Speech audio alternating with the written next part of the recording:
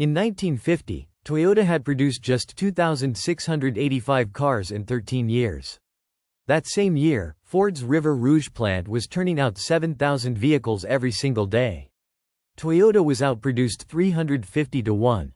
The company was broke, its workers were on strike, and its founder's son had just been forced to resign in disgrace. No one, absolutely no one, would have predicted what happened next. Because over the following decades, Toyota didn't just catch up. It built a system so powerful that MIT researchers would later call it the machine that changed the world. Today, Toyota is the planet's largest automaker, pulling in $317 billion in annual revenue.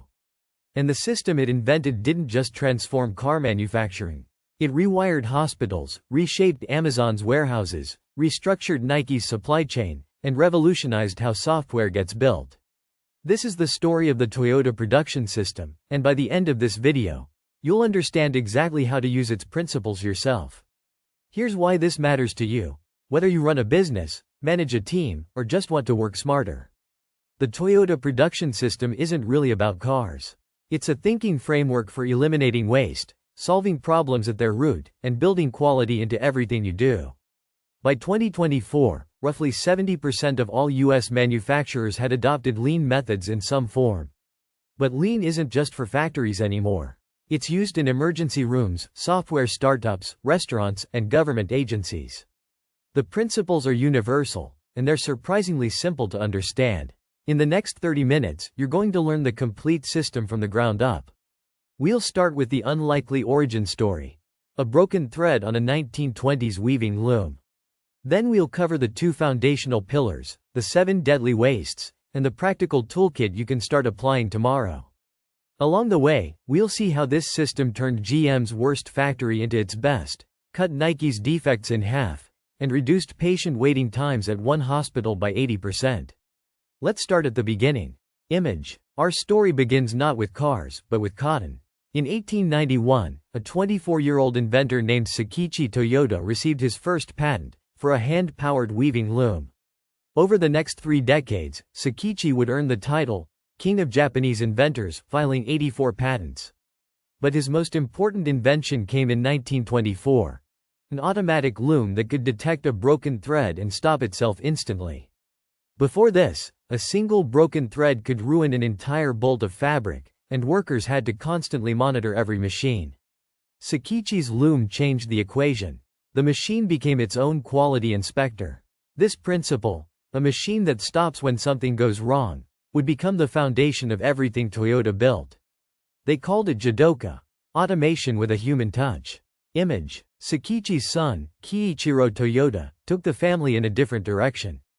In 1937, he founded the Toyota Motor Corporation, spinning it off from his father's textile business. But Kiichiro brought more than his father's engineering DNA. He brought a radical idea: just-in-time production. In the 1930s, Kiichiro envisioned a system where every part for assembly would arrive exactly when it was needed, not a week early sitting in a warehouse, and not a day late holding up the line. It was elegant in theory.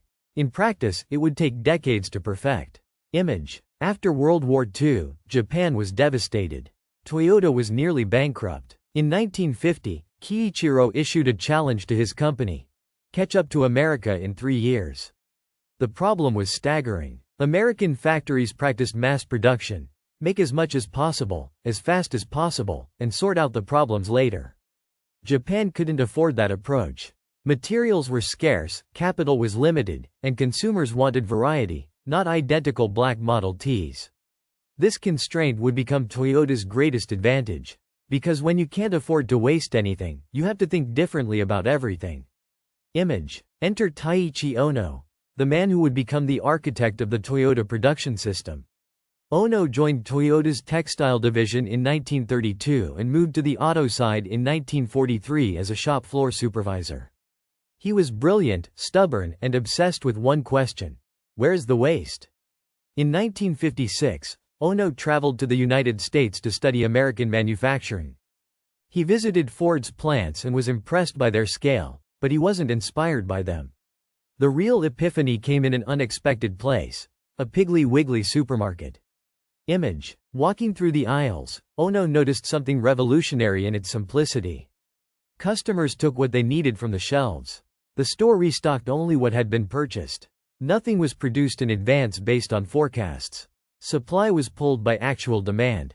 At the time, Japan didn't have self-service stores, so this was genuinely novel to Ono. He saw the supermarket as the perfect model for a factory. Instead of pushing parts through the system based on production schedules, what if each workstation only produced what the next station actually needed? What if the entire factory worked like a supermarket? This insight became the foundation of Kanban, the signaling system that would make just-in-time production possible. And here's the remarkable thing. Ono had actually started developing pull production in 1948, years before the trip. He'd only heard about American supermarkets secondhand. The 1956 visit simply confirmed and crystallized ideas he'd been testing on the factory floor for nearly a decade. Image. The Toyota production system rests on two pillars. Think of them as the two legs of a table. Remove either one, and the whole thing collapses. The first pillar is just in time. The concept is deceptively simple. Make only what is needed, only when it is needed, and only in the amount that is needed. No more, no less. In practice, this means raw materials don't sit in warehouses for weeks. Parts arrive at the assembly line minutes before they're used. Finished cars aren't stockpiled in lots waiting for buyers. Every step in the process is synchronized to actual customer demand. Image. The tool that makes just-in-time work is called Kanban, literally, signboard, in Japanese. It's elegantly simple. Each part in the factory has a card attached to it. When a workstation uses that part, the card is sent back to the previous station, signaling, "I need one more." No card, no production. Toyota established 6 rules for Kanban. Never pass on defective products. Take only what is needed. Produce exactly the quantity required. Level the production, fine-tune continuously, and stabilize the process. The result? Inventory levels plummet. Cash flow improves. And problems become visible immediately, because there's no mountain of buffer stock hiding them. The second pillar is Jidoka, automation with a human touch. Remember Sakichi Toyoda's loom that stopped when a thread broke? That's Jidoka in its earliest form.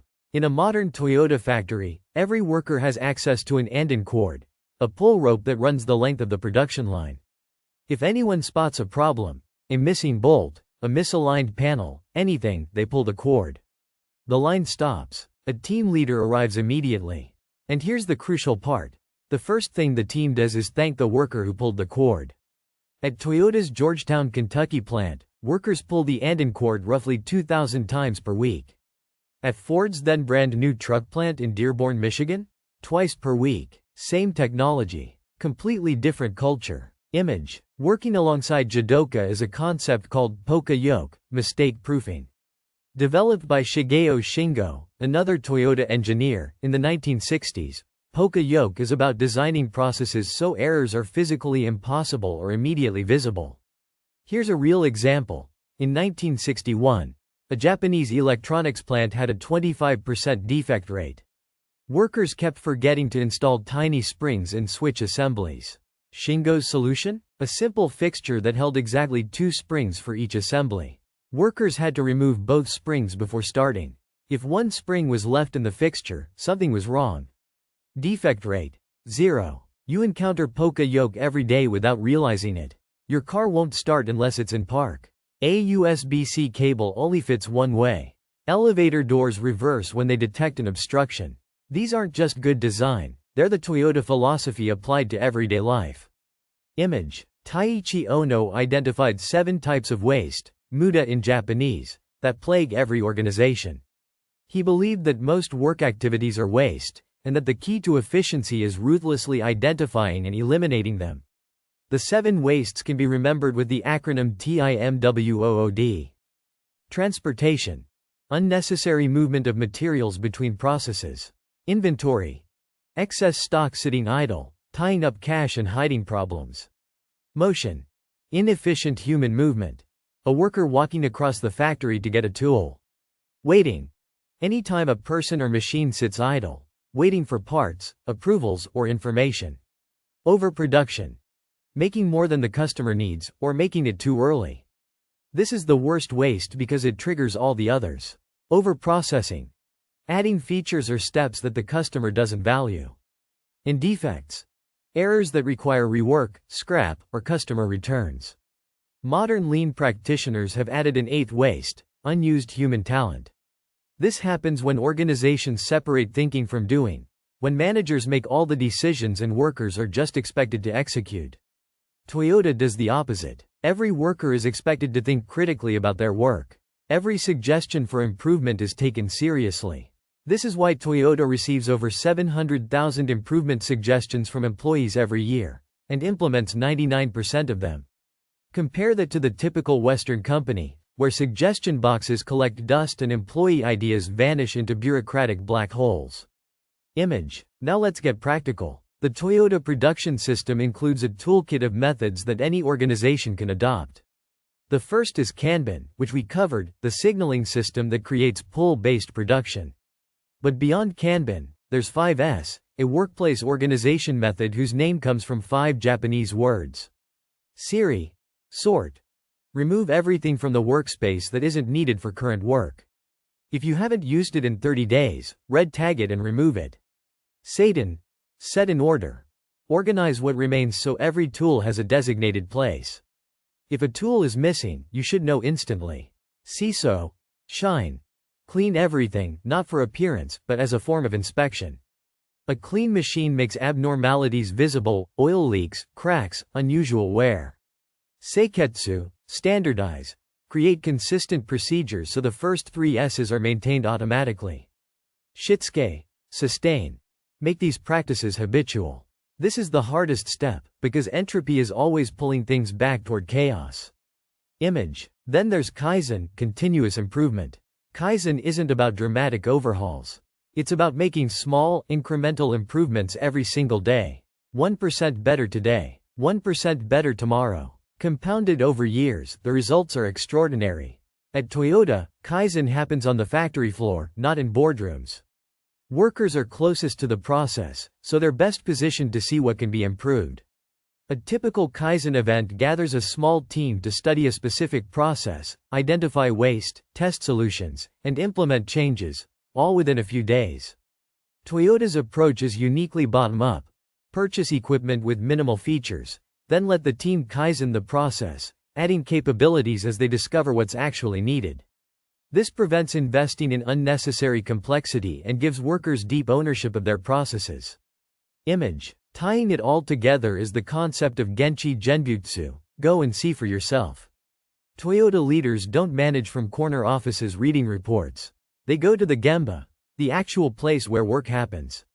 They observe. They ask questions. They understand problems firsthand before making decisions. This is why Toyota's management system is fundamentally different from traditional Western management. It's not about commanding from above. It's about building capability from below. Image. If you're skeptical that these ideas can work outside Japan, let me tell you about NUMMI, the most dramatic proof in manufacturing history. In 1982, General Motors closed its Fremont, California assembly plant. It was GM's worst facility in the country. Quality was abysmal. Cars regularly rolled off the line inoperable and had to be towed to repair bays. Workers drank on the job, called in sick constantly, and staged wildcat strikes. Absenteeism hit 20%. Management and the union were at war. The plant was considered beyond saving. Image. In 1984, Toyota and GM reopened the plant as a joint venture called NUMMI, New United Motor Manufacturing, Inc. Toyota wanted to learn how to work with American labor and the UAW union. GM wanted to learn the Toyota production system. Here's the remarkable part. Toyota rehired 85% of the original workforce. The same workers GM had given up on. But before the plant reopened, Toyota flew hundreds of them to Japan to work on Toyota's assembly lines in the Takaoka plant. They learned TPS not from PowerPoint presentations, but by doing the work. Image. The transformation was immediate and staggering. Absenteeism dropped from 20% to 2%. The cars coming out of NUMMI had the lowest defect rates in the entire United States, comparable to vehicles made in Toyota's Japanese plants. Productivity soared. It would have taken 50% more workers under the old GM system to build the same car. The Harbor Report ranked NUMMI as the most efficient assembly plant in North America, at just 21.78 labor hours per vehicle. Same workers, same union, same building, completely different results. But here's the tragedy. Despite having a front-row seat to the Toyota production system for over 2 decades, GM largely failed to replicate NUMMI's success across its other plants. They tried. CEO John F. Smith Jr. pushed to spread lean across the company. But by 1998, 15 years later, GM still hadn't managed to implement lean manufacturing in the rest of the United States. They had dozens of people trained in lean. They had hundreds of workers who believed in it. But they couldn't transfer the knowledge. Why? Because they tried to copy the tools without changing the culture. They installed and cords but punished workers who pulled them. They talked about Kaizen but didn't listen to worker suggestions. They studied the hardware and ignored the software. This is why researchers say NUMMI is both the best case study and the worst case study of lean implementation. The best because it proved the system works with any workforce, and the worst because it showed that tools without culture are worthless. Image. The Toyota production system has now spread far beyond the automotive industry. Let's look at the numbers. Nike adopted lean principles across its Asian manufacturing network in the 2000s. The results? Defects cut by 50%. Delivery speed improved by 40%, and productivity increased by 10 to 20%. But here's an unexpected benefit. Lean manufacturing was shown to reduce poor labor practices in Nike's overseas factories by up to 15%, primarily because lean values the worker as a problem solver rather than a pair of hands.